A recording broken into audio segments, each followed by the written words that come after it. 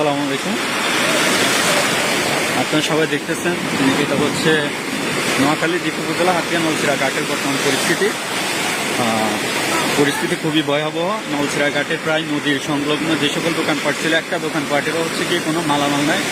সব মালামাল প্রায় হচ্ছে নদীর স্রোত, অতিরিক্ত স্রোতের কারণে দেশে চলে গেছে এবং হচ্ছে দোকানের কোনো মালামাল, আলমারি, হ্যাঁ, অনেকেরই হচ্ছে কিছু নাই। নোয়াখালী হচ্ছে যে উপজেলা হাতিয়া নলছিরা ঘাটের ম্যাক্সিমাম দোকান ব্যবসায়ীরা খুবই নিঃস্ব হয়ে গেছে। কি বড় বড় স্রোত আসতেছে, এখনো নদীর হচ্ছে কন্ডিশন খুবই খারাপ